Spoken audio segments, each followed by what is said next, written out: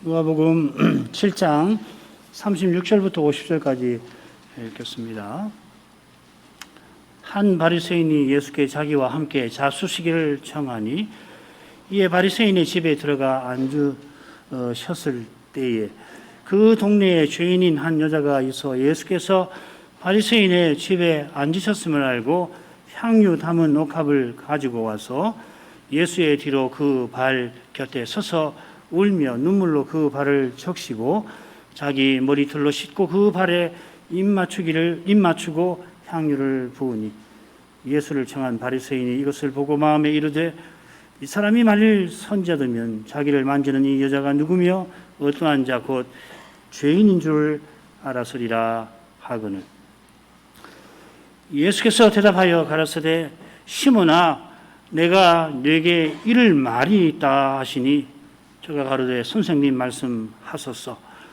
가라사대 빚주는 사람에게 빚진 자가 둘이 있어 하나는 500데나리온을 졌고 하나는 50데나리온을 졌는데 갚을 것이 없으므로 둘 다 탕감하여 주었으니 둘 중에 누가 저를 더 사랑하겠느냐.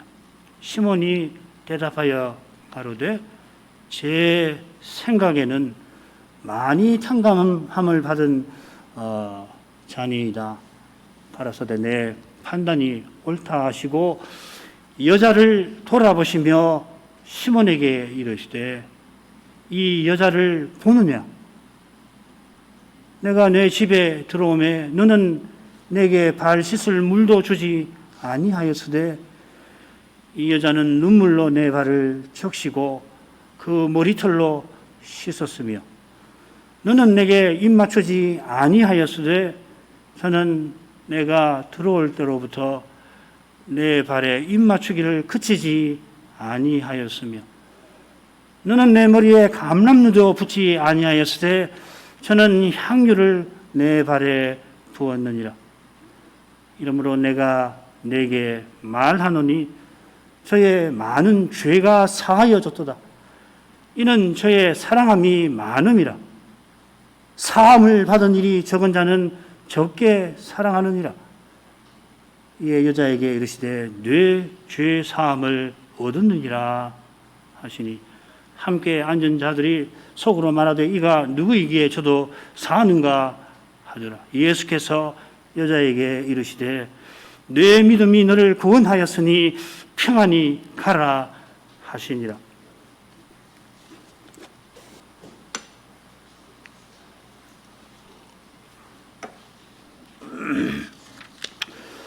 주님께서 12 사도를 임명하신 후에 산유이 평지에서 사도가 전할 말씀과 사도로서 행할 일을 교훈하셨습니다. 이 교훈에 이어서 누가 선생은 두 표적을 기록합니다. 이 표적들이 당연히 예수께서 세우시는 하나님 나라를 가리킵니다. 그래서 표적입니다. 하나님 나라, 그리스도와 하나님 나라를 가리키는 이적이다 이 말이죠. 아울러서 이 두 표적을 기록한 이유를 살펴보면은 이방인과 유대인이 함께 이 하나님 나라에 들어와 살 것을 보여주는 것 같습니다. 이 위대한 일이 오순절 성신 강림 후에 사도를 통하여 온 천하에서 이루어져 갈 것입니다. 이어 누가는 누가 지혜의 자녀인지를 길게 전합니다. 주님께서 세례 요한의 질문을 받으시고는 이 요한이 선지자이고 또 메시아의 길을 예비한 것을 당황하는 무리들에게 알리십니다. 메시아의 길을 예고한 그 점에서 요한이 선자만 아니라 선자보다 나은 자요 여인이 낳은 자 중에 가장 큰 자입니다. 그런데도 하나님의 나라에서 가장 작은 자가 요한보다 크다 하십니다. 요한이 틀림없이 예수님을 하나님으로 고백합니다마는 예수께서 그 나라를 어떻게 세워가시는지는 잘 알지 못합니다. 그 방식이 하나님의 지혜에 속한 까닭에 선지자라도 선자보다 나은 요한도 다 헤아리지 못합니다. 그러니 하나님의 뜻을 저버린 바리새인 이 세대 사람들은 예수님과 세례요한을 몰라봅니다. 반면에 세리와 백성은 요한의 세례를 받고서 하나님을 의로우시다 하였습니다. 세리와 죄인들이 주님과 교제하면서 죄인을 부르러 오신 그 사랑을 맛보았습니다. 그러나 스스로 의롭다 하던 이들은 그런 주님을 감히 죄인 취급합니다. 고난받으시는 이 주님께서 마침내 죄인의 자리에 서서 하나님의 언약을 다 이루실 것입니다. 그 길에 주님을 좇는 자들이 있습니다. 그들을 통하여 지혜이신 주님은 의롭다함을 받으십니다. 누가 선생은 바로 이어서 이 지혜의 자녀가 어떤 사람인가를 아주 인상 깊게 소개합니다. 동네에 죄인으로 소문이 자자한 한 여인이 바리새인의 집에 들어갑니다. 여인을 보는 자마다 이 자리가 어떤 자리라고, 여기 어디라고 감히 하면서 손가락질합니다. 여인이 주님을 향한 사랑으로 견디면서 주님의 발치에 섭니다. 자기의 전 재산일 향유값을 주님께 부어 드리려 합니다. 주님의 거룩한 사랑을 맛본 여인은 주님의 사랑이 자기의 생명보다 낫습니다. 향유를 부어 드리려다 주님의 발을 보니 먼지가 잔뜩 묻어 있습니다.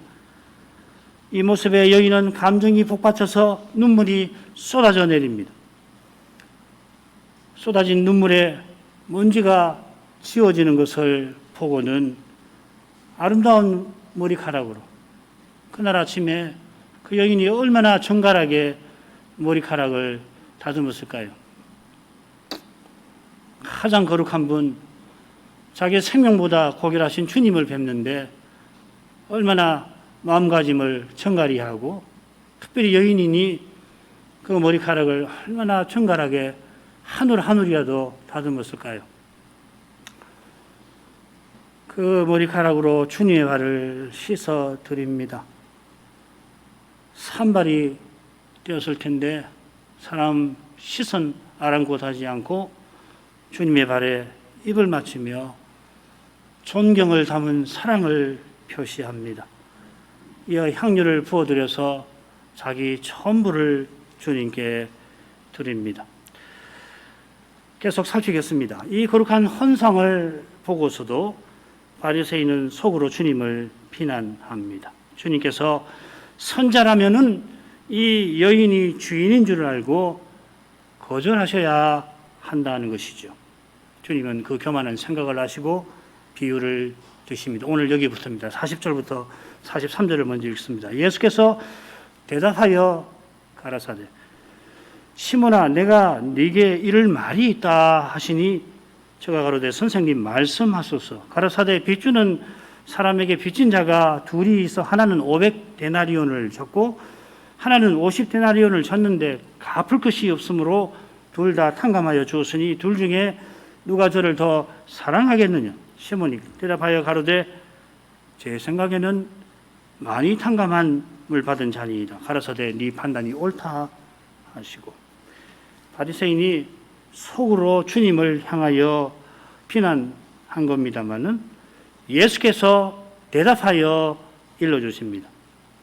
예수라는 친구가 백부장의 믿음을 칭찬하시는 대목, 여기서도 예수께서 백부장을 기이 여기신다. 사람이신 그리스도를 강조하는 거예요.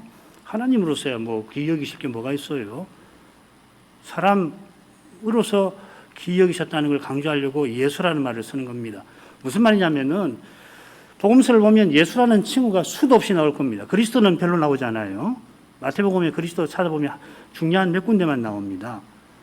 무수하게 예수라는 말이 나오더라도 그냥 심심하니까 여긴 예수라고 쓰지, 또 지나고 이제 너무 예수라는 말 자주 쓰면 안 되니까 그라 그 쓰다가 또 여기는 조금 심심하니까 예수라고 쓰지, 아닙니다. 하나님의 말씀은 그렇게 기록하는 거 아니에요. 이렇게 보잘것없는 목사도 읽으면은 아 여기 예수라고 쓰는 이유가 있구나 하는 걸 조금 아는데, 이 성신에 영감받는 사람이 낱말 하나도 그렇게 안 쓰는 거예요. 성신의 교훈을 성신이 가르치시는 표현에 담았다고 그러잖아요. 우리도 그렇게 읽어야 되는 겁니다. 그러니까 읽어서 안 돼요. 그냥 읽어서는. 그냥 읽어서 못 깨닫습니다. 이거는 다른 책은 독서 100편이면 의자현이라 어떤 책이고 100번 읽으면, 음악도 그렇습니다. 아무리 위대한 음악, 복잡한 음악도 100번 들으면 아름답게 들려요. 책도 그렇습니다. 사람이 쓴 책은 아무리 어려운 철학책이라도 100번 읽으면 뜻이 드러날 수 있어요. 성경은 안 됩니다. 성경은 깨달아지지 않아요. 성신으로만 깨달을 수가 있는 거라고. 너무도 당연한 말씀이지만은 이게 당연한 게 아닙니다. 날마다 그렇게 성신을 의지해야 해요.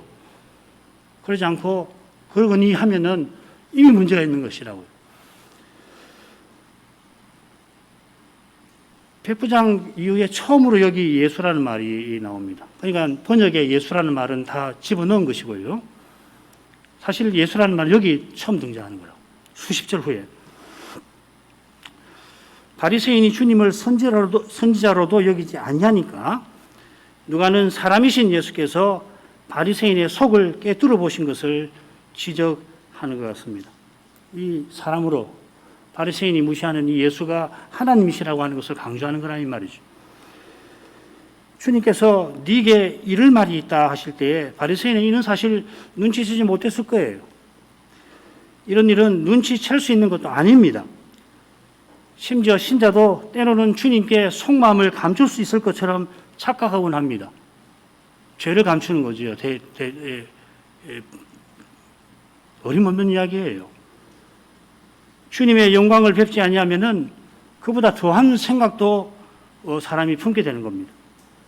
하나님은 날마다 무사람의 마음을 감찰하십니다. 만물이 하나님 앞에 벌거벗은 듯이 드러납니다. 그처럼 주님의 말씀에 거룩한 빛이 우리의 숨은 생각을 폭로합니다. 사람의 이성이 헤아리지 못하는 죄의 심연이 그 빛에는 바닥까지 확 드러납니다. 드러난 죄를 신자는 회개합니다. 주님이 바리새인을 사랑하셔서 그의 부패한 마음을, 교만한 마음을 드러내려 하십니다. 이 바리새인의 이름이 시몬입니다. 베드로가 시몬이듯이 이 이름은 예수라는 이름만큼 어쩌면 예수보다 더 흔한 이름인지도 모릅니다.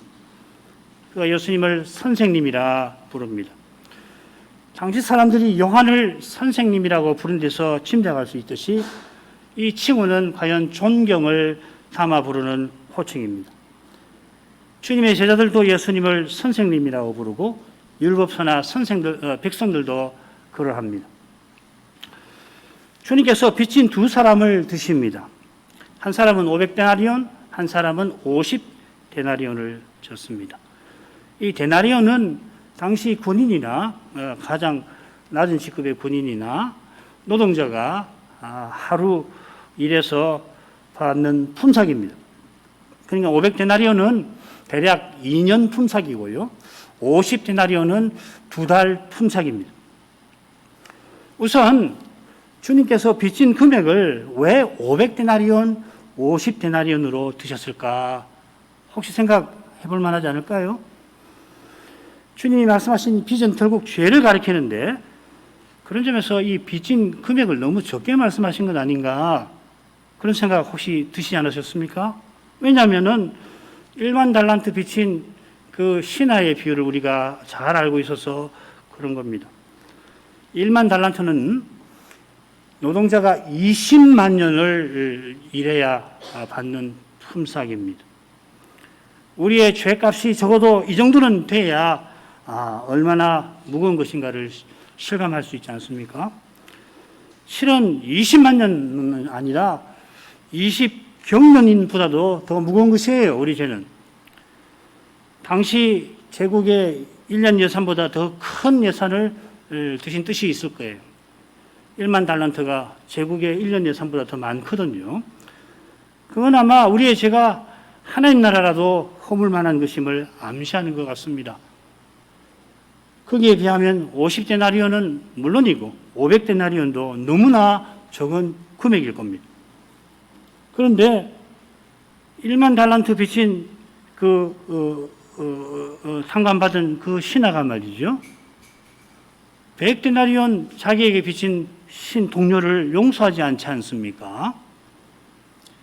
이 내용을 참고하면은 예수님이 50 500데나리온을 드신 뜻을 조금은 헤아릴 수 있을 것 같습니다. 이 100데나리온도 왕의 신하가 당장 갚지는 못할 그리 작은 돈은 아닙니다. 여인이 들고 온 향유가 그만한 값어치가 있을 거라고 학자들은 말합니다. 여인에게 100데나리온은 전 재산과 맞먹는 돈입니다. 특별히 이 홀로 있는 여인들에게 이게 얼마나 큰 돈이라는 걸 생각하실 필요가 있어요. 마지막 주간에 2렙돈을 헌상한 여인의 경우를 생각하셔야 됩니다. 500데나리온은 이 여인에게 너무도 큰 돈입니다. 반면에 남성이면서 지도자인 바리새인에게 50데나리온은 그리 큰 돈은 아닙니다. 그의 지위에 비추면은 마음먹으면은 갚을 수 있는 그런 돈이죠. 여인의 죄가 사람 사는 세상에서는 500데나리온 정도의 빚이고 바리새인의 죄는 그보다 작은 빚으로 여겨집니다마는 여인에게는 500데나리온은 평생 갚지 못할 큰 빚이고 바리새인에게 50데나리온은 별로 큰 빚이 아닙니다. 바리새인은 굳이 탕감받으려 아니합니다마는 여인은 탕감받지 않으면 달리 길이 없습니다. 자, 이런 배경에서 둘 중에 누가 저를 더 사랑하겠느냐 이렇게 말씀하신 의중을 생각해 보죠. 주님의 하문에 바리새인은 뭐라고 얘기했냐면은 제 생각에는 많이 탕감받은 자입니다. 바리새인이 당연히 많이 탕감받은 자지요. 그렇게 한 게 아니고 제 생각에는 합니다. 이 표현이 어디 나오냐면요. 오순절에 일부 유대인들이 성신 충만한 신자들을 보고 술 취했다 생각하였다고 거기 나옵니다. 바른 생각이 아니라 틀린 생각이지요. 지금 바리새인의 생각이 얼른 봐서 상식에 부합한 판단 같고 주님도 네 판단이 옳다 하십니다. 그러나 이어 그가 마땅히 생각할 바를 일러주시고는 그가 여인처럼 보아야 할 것을 보지 못한 것을 꾸짖으시죠. 44절부터 46절에 바리새인은 50데나리온을 도무지 갚을 길 없어서 탕감받기만을 바라는 그 사람의 절실한 심정을 제대로 헤아리지 못하는 것입니다. 생각해보면 50데나리온? 뭐 갚으려면 갚을 수 있는 거 아닌가? 이런 생각을 한 거겠죠. 그러나 아주 아주 적은 돈은 아니지만 그런 돈이야 바리새인은 동료나 친척에게 얼마든지 빌릴 수 있는 사람이라 실은 말씀의 빛에 죄와 죽음의 현실을 제대로 살피지 않은 사람이라 하루 벌어 하루 먹는 이의 절박한 현실을 잘 헤아리지 못하는 겁니다. 죄를 깨닫지 못하면 남의 심정을 못 헤아려요. 왜 그러냐면 자기 중심적으로 살기 때문에. 말이 길어서 죄송한데 한마디만 더 붙이죠. 루터가 타락한 사람을 이야기할 때 쓴 유명한 말이었습니다. 안으로 구부러진 존재라는 거예요. 죄인의 본질을 이야기할 때 안으로 구부러진 자기밖에 모르는 존재라는 겁니다. 그 죄를 깨닫지 못하면은 자기밖에 생각 안 나는 거예요. 남에게 위하는 말 하더라도 결국 자기를 위한 겁니다. 그러니까 주님 말씀을 이 바리새인이 잘 헤아리지 못하죠. 갚을 길 없는 50데나리온을 줬지만은 도무지 갚을 길 없는 사람을 드신 거거든요. 그 절박한 심정을 헤아려야 주님이 질문하신 뜻을 제대로 아는 겁니다. 주님이 사랑을 강조하셨지 덜을 강조하신 게 아니에요. 나중에는 가면 비교급을 쓰지 않죠. 여인이 이 질문을 받았다면 둘 다 더 사랑하고자 하지만은 그러질 못해서 부족하다고 여겼을 겁니다. 이렇게 대답했을 것 같습니다. 우리도 그렇지 않아요? 주님을 참으로 사랑한 사람은 이런 말이 나오는 거거든요. 도무지 갚을 길 없는 이에게는 50데나리온이 결코 적은 금액이 아닙니다. 갚아야 할 50데나리온이 그에게는 500데나리온, 아니 5,000데나리온보다도 무거운 짐입니다. 큰 기업이 아주 작은 금액에 어음을 막지 못해서 도산한 경우가 있지요. IMF 때에. 그때 만일 누가 그 어음을 대신 막아주었고 그래 그 기업이 회생을 했다고 한다면은 그 기업주나 그 임원들은 평생 그 도움을 잊지 아니하고 성의를 다해 보답했을 겁니다. 그게 그분이 사람이라면은 은혜를 모르는 사람은 그렇지 않겠지만 500데나리온 빚진 사람도 그런 심정일 것입니다. 기업 회생이 이 세상에서 작은 일은 아니지만은 주의 삶은 거기 비할 수 없이 큰 일인 것이에요. 이런 점에 이 탕감이라고 새긴 표현을 주목할 필요가 있는데 다 결론만 말씀드리죠. 이 표현이 누가복음 이 7장 21절에 나옵니다. 이 무슨 말이냐면은 이 사건을 세례 요한의 사건과 붙여서 생각하도록 누가는 썼다 하는 겁니다. 두 사건 모두 누가 지혜의 자녀인가 하는 관점으로 읽도록 썼다. 이게 말씀드리려고 하는 내용입니다. 넘어가죠. 주님께서 바리새인의 판단이 옳다 하셨지만은 그의 생각이 참으로 옳다 하신 것은 참으로 옳다 하신 건 아닙니다. 44절부터 읽겠습니다. 여자를 돌아보시며 시몬에게 이르시되 이 여자를 보느냐 내가 네 집에 들어오면 너는 내게 발을 씻을 물도 주지 아니하였으되 이 여자는 눈물로 내 발을 적시고 그 머리털로 씻었으며 너는 내게 입맞추지 아니하였으되 저는 내가 들어올 때로부터 내 발에 입맞추기를 그치지 아니하였으며 너는 내 머리에 감람누도 붓지 아니하였으되 저는 향유를 내 발에 부었느니라. 주님이 시몬에게 계속 말씀하시는데 이제 여인을 돌아보시며 이어가십니다. 여인이 시몬의 그 따가운 시선에 아랑곳하지 않고 주님께 존경을 표했는데 주님도 이 시몬의 초대에 아랑곳하지 않고 여인을 보시며 말씀하시는 것입니다. 시몬도 주님처럼 여인을 보게 하시는 겁니다. 이 여자를 보느냐, 보았느냐 하시는 게 아니라 보느냐 하십니다. 보아야 할 것을 보지 못하는 시몬들어 깨달아야 할 것을 일깨우시고 계시는 겁니다. 여인은 여인을 무시했고 지금도 그렇습니다. 그에게 여인은 그 자리에 있어서 안 되는 사람입니다. 그러나 시몬은 여인을 주의 깊게 살펴보아야 합니다. 주님이 여인을 귀하게 보시니 시몬도 그렇게 보아야 합니다. 주님이 보시는 것처럼 보지 않고서는 아무도 제대로 그 누구도 제대로 보지를 못하는 거예요. 아무리 귀한 사람일수도 모르는 겁니다. 세상이 보는 것처럼 보면 보아야 할 것을 보지 못합니다. 이 세상에서는 조금 통해요. 교회에서 세상에서 보는 것처럼 보면은 실로 딱한 일이지요. 그런 이유로 바리새인이 여인이 본 것처럼 주님을 보질 못했습니다. 주님을 초대해서 연회를 열었지만 주빈으로 모시지 않았습니다. 모시는 척했죠. 그런데 주님은 주빈이 아니라 주인이십니다. 주님을 모시지 않는 관계는 참된 관계 아닙니다. 주님 없는 잔치는 진정한 잔치 아닙니다. 주님을 주인으로 모시지 않으면은 주님을 아예 모시지 않은 것입니다. 우리가 의논할 테니 주님은 조언이나 좀 해주시지요. 어리면 반푼어치도 없는 이야기 아니에요? 사람들이 예수님을 선제라 하니까 시몬이 연회를 열고 청했습니다마는 사람들이 아는 대로 큰 선자는커녕 선자로도 모시지 못했습니다. 주님께서 그의 집에 들어오셨는데 발 씻을 물을 드리지 않았습니다. 어떤 학자들은 이게 당시 풍습에 주인의 무리한 행동은 아니라고 합니다마는 그러나 주님은 그 주장을 받아들인다 하더라도 저는 동의하지 않지만은 시몬에게 주님은 일개 손님이 아닙니다.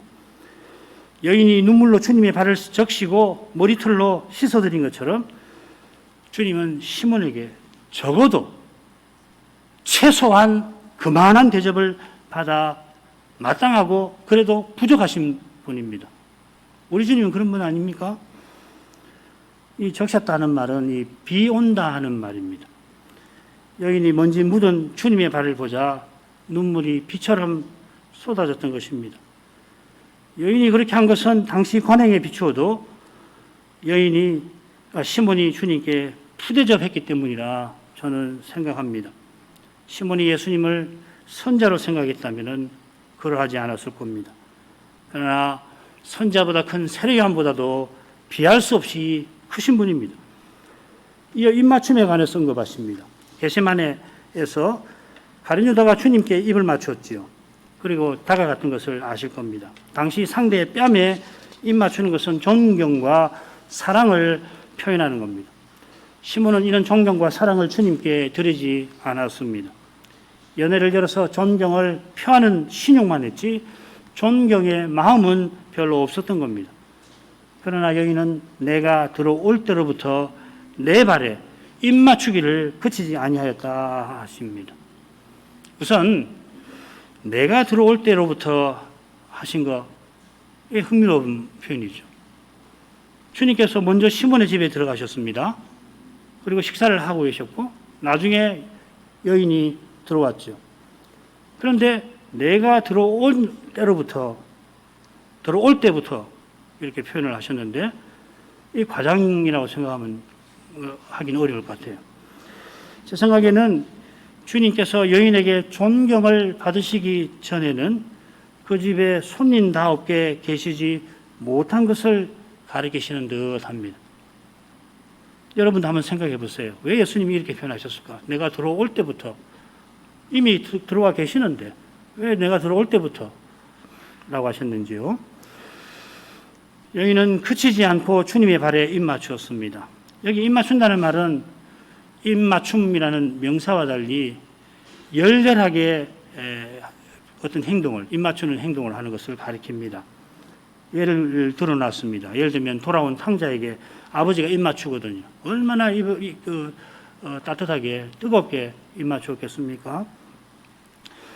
마음을 다해 존경과 사랑을 표시해도 부족하다고 여긴 여인은 자기도 모르게 아마 자기라는 게 없었을 거예요. 주님께 완전히 들어지고 주님께 마음이 가득해서 자기는 돌아보지 않잖아요. 자기는 아랑곳하지 않고 그래서 입 맞추기를 그치지 아니했던 겁니다.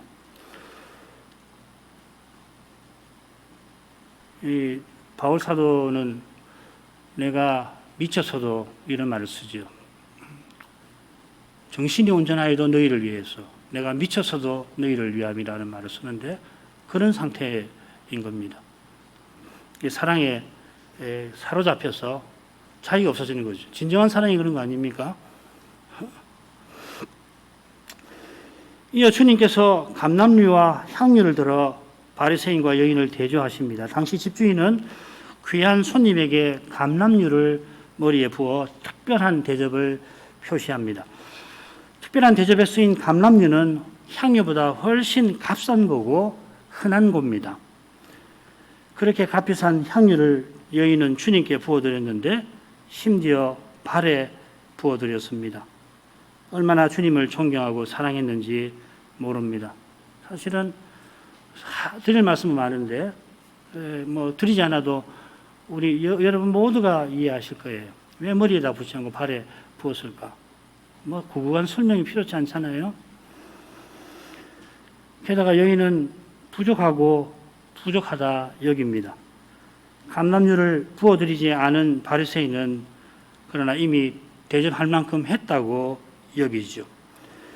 주님의 말씀에 바리새인은 필시 마음이 편치 않았을 뿐만 아니라 심지어 불쾌하게 여겼을 겁니다.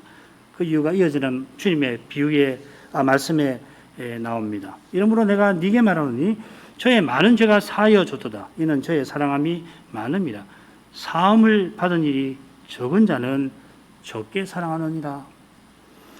이러므로 하신 것은 여인이 보인 거룩한 태도와 주님의 비유를 가리킵니다. 비유에 500데나리온 빚진 사람이 이 여인이고 여인이 많이 탕감받아서 많이 사랑한 사람이죠. 이런 교훈과 사실을 위해서 주님은 내가 네게 말한다 하시며 바리새인에게 엄숙히 선언하십니다. 엄숙한 이 선언은 엄중한 책망이기도 합니다. 마지막에 나오는 말씀이 책망이지요. 적게 사함받은 그 부분이 책망입니다. 그러나 여인에게는 따뜻한 위로이고 견고한 보장입니다. 주님이 곧이어 여인에게 직접 말씀을 건네실 겁니다. 저의 많은 죄가 사하여졌도다. 바리새인에게 하신 말씀이니 그 관점에서 이 많은 죄를 생각하는 것이 좋지요. 바리새인은 여전히 여인을 죄인 취급합니다. 그가 자기처럼 율법을 철저히 지키지 아니하는 사람들도 무시하는 거니까 여인을 큰 죄인으로 취급합니다. 그가 얼마나 큰 죄인 취급하든지 간에 이 여인은 이제 죄 사함을 받았습니다.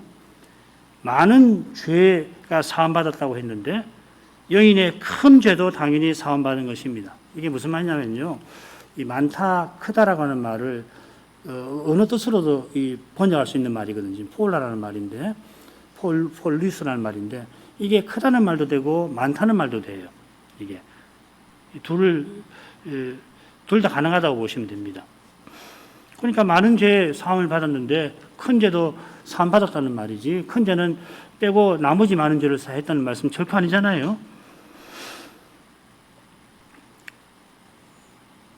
이에 대조하여 사함 받은 일이 적다 하신 것을 보면 크게 사함 받은 거라 할 겁니다. 마찬가지로 여인이 많이 사함 받아 크게 사랑한다 하십니다.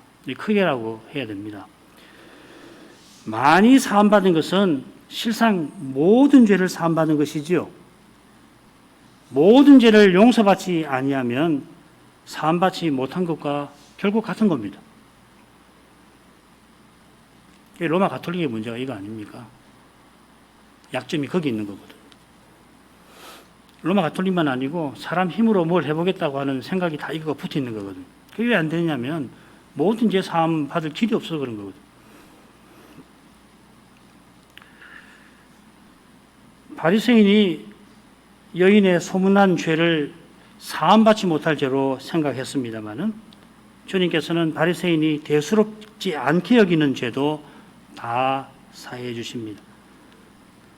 여인은 이제 대수롭지 않은 죄가 없습니다. 이게 모든 죄 사함받은 우리의 고백 아니에요. 죄 사함받은 사람은 이런 심정을 자연히 지내는 겁니다. 날마다 회개하는 이는 오직 그리스도를 의지하는 겁니다. 달리 구원받을 길이 없고 하나님께 나갈 도리가 없다는 것을 잘 알기 때문입니다. 여인이 죄 사함을 받았다 하시고 이는 저의 사랑함이 많음이라 하십니다. 자기 죄를 참으로 깨닫는 사람은 이 말을 오해하지 않을 겁니다. 이 말씀을 오해해서 여인이 많이 사랑한 까닭에 많은 죄를 용서받았다 생각하면 안 됩니다. 비싼 오해가 우리에게 죄 지은 자를 사하여 준 것 같이 우리 죄를 사하여 주옵소서 하는 간구에 이런 비싼 오해가 생길 수 있죠. 우리가 용서해 준 공로로 하나님께 용서받는 거 아닙니다. 우리가 선을 행해서 우리 죄로 손상된 하나님의 공의를 만족시키는 것 아닙니다. 왜 이런 오해가 생기느냐 하면 죄가 뭔지를 제대로 깨닫지 못하는 데서 생기는 겁니다. 하나의 죄로도 하나님의 심판을 피하지 못합니다. 그만큼 죄는 무겁습니다. 더욱이 헤아릴 수 없이 많은 죄의 값을 무슨 수로 치릅니까? 치르기는커녕 우리는 오히려 날마다 죄값을 더할 뿐입니다. 아마 잘 알고 계시는 비유일 텐데요. 우리가 날마다 하나님 앞에 행해야 할 바를 100이라고 한다면 김 목사님은 블록을 100개 만드는 걸로 표현하셨는데 아무리 선을 행한다 하더라도 단 하루도 채워야 할 그 100을 우리는 채우지 못합니다. 채우지 못한 만큼 죄값은 더해지죠. 혹 하루를 채웠다 하더라도 혹은 열흘을 채웠다 하더라도 채우지 못한 지난날의 죄값과 채우지 못할 앞날의 죄값은 감해지는 거 아닙니다. 내가 온전히 순종했다고 해서 그 죄값으로 그것으로 나의 죄값을 대시 못하는 거라는 말이죠. 게다가 단 하루의 죄, 단 하나의 죄도 영원한 형벌을 받아 마땅한 것입니다. 맥베스가 왕을 죽인 죄책감에 시달리면서 내 이 손의 죄가, 내 이 손의 피가 대항의 피를 붉게 물들게 하리라 한 것처럼 죄를 참으로 깨닫는 자는 그리스도 외에 구원의 길을 발견하지 못합니다. 그처럼 주님의 용서를 참으로 맛본 사람은 여인처럼 주님을 사랑합니다. 자기 전부를 드립니다. 드려도 부족하다 느낍니다. 그러니 그래서 주님을 사랑함이 많은 것입니다. 이것이 주님을 참으로 사랑하는 것이니 적게 사랑하는 이유는 사함받은 일이 적은 데 있다 하겠습니다. 사함받은 일이 적다고 여기는 이는 자기 죄를 제대로 깨닫지 못한 사람입니다. 그는 자기가 다른 사람보다 낫다, 적어도 못하지는 않다 생각합니다. 죄는 그저 옆 사람과 비교해 볼 수 있는 그런 대상이 아닙니다. 죄는 무엇보다 하나님이 지극히 높으신 공의를 거슬러 짓는 겁니다. 본디 적은 죄란 없는 겁니다. 물론 무거운 죄, 가벼운 죄가 이 교리문답에도 나옵니다만은 좀 더 정확하게 표현한다면은 무거운 죄와 더 무거운 죄가 있습니다. 어쩌면은 너무도 무거운 죄와 그보다도 더 무거운 죄가 있는 것입니다. 죄는 이렇게 무서운 것이에요. 아무리 죄에 대해서 뭐라고 이야기하더라도 변할 수 없는 것은 죄가 이렇게 무거운 거. 예수 그리스도의 십자가 외에는 도무지 죄 씻음 받을 길이 없다는 걸 잊지 마셔야 합니다. 예수 믿기 전에만 문제가 아니라 예수 믿은 후에도 그런 것이에요.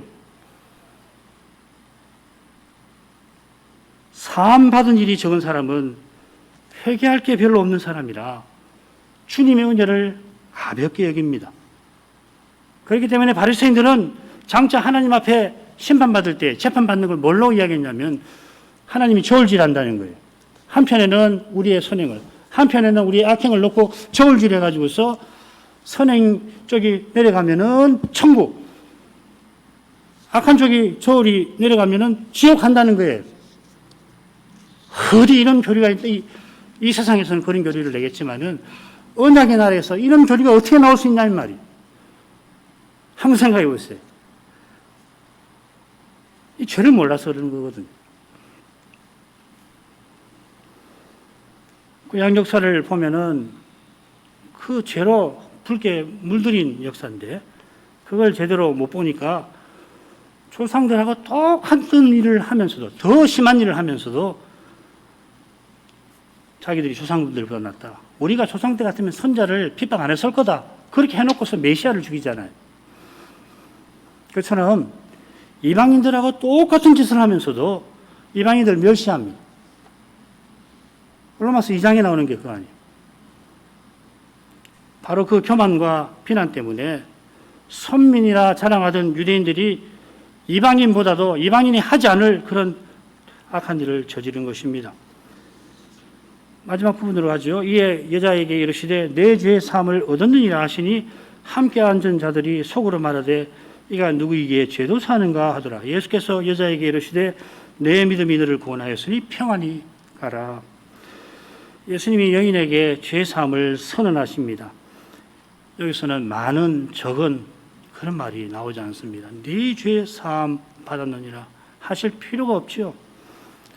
이미 여인이 하나님의 용서를 맛보고 예수님께 나왔습니다. 주님께 자기 전부를 드린 거기서 죄 사함 받은 것이 드러났습니다. 주님께서 이 여인이 가장 바라는 것을 선사하십니다. 구원과 평안입니다. 죄 사함 받기 전에 여인은 죄로 말미암은 두려움과 부끄러움 속에 살았습니다. 이제 거기서 벗어난 것을 예수님이 확인해 주십니다. 백부장이 이미 예수님을 하나님으로 알았지만은 굳이 그의 집으로 친히 가주심으로 이 하나님이 얼마나 거룩하신 분인가를 더 깨닫게 하신 것처럼 여인이 이미 죄 사함을 받았지만 하늘의 평안 가운데 계속 살게 하십니다. 매일 우리에게 이 구원과 평안의 복음이 절실한 겁니다. 날마다 이 평안과 구원이 우리에게 절실합니다. 이 평안 가운데서 우리가 지혜의 자녀답게 살아가는 것입니다. 고난 중에서 주님의 구원을 맛보며 지혜이신 주님의 신비, 그리스도의 신비를 깨닫는 것입니다. 49절 말씀에 넌지시 이 사실이 드러납니다. 함께 앉은 자들이 속으로, 어쩌면 서로라고 번역해도 좋습니다. 말합니다. 함께 앉아 있는 일이 누구라 밝혀져 있지 않지만은 그들의 말에서 누군지 드러납니다. 그들은 예수님이 대체 누구라고, 자기가 누구라고 죄를 사하는가 하고서 그 악한 마음을, 의심하는 마음을 드러냅니다. 그들은 이미 예수님을 죽이려 합니다. 이런 두려운 현실에서 여인을 비롯해서 주의 제자들은 살아가야 합니다. 베드로가 무리와 달리 참된 고백을 드리지만은 십자가 앞에서 주님을 인하여 실족하고 말았습니다.